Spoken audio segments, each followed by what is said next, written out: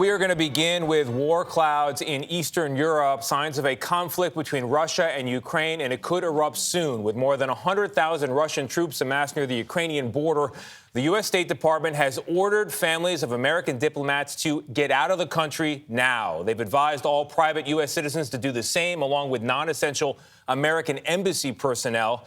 Now, those Russian forces are deployed on three sides of Ukraine, as you can see in the map here, but Moscow is denying a British government report that it wants to install a puppet government in the country.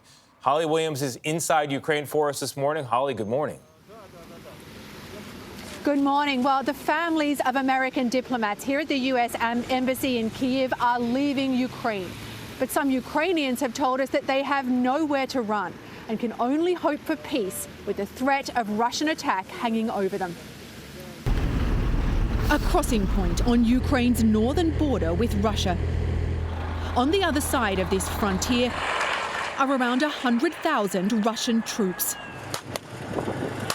And to the west, Russian fighter jets and missile systems are moving into place in Belarus for what Russia says are military exercises. It's been 30 years since the Cold War ended, inspiring hopes of a safer and more stable world. But now a US ally here in Europe is living in fear of a Russian invasion. Nina Belaya lives in the nearest village, potentially in the firing line if there's any kind of Russian incursion. She showed us her cellar where she stores food for the winter. She has another purpose in mind if the Russians show up. You can take shelter down here if the Russians invade. Most Ukrainians are far from wealthy. Now their freedom and their young democracy are threatened by their colossal neighbour. And what some say is President Vladimir Putin's ambition to create a new Russian empire.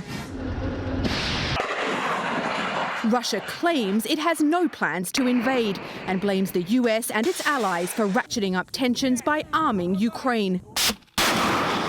In truth, this country is already fighting Russian-backed separatists, and the US is supporting it with training and weapons.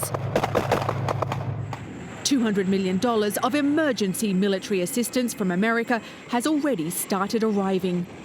What they do is they twist reality. They are always denying, what is quite obvious, in terms of the form of aggression that they're undertaking. General H.R. McMaster is a former national security advisor and says President Putin only understands deterrence.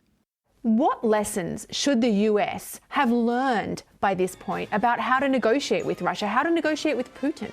Power, Holly, right? It's power. I think Putin understands this. Putin will take whatever he can get.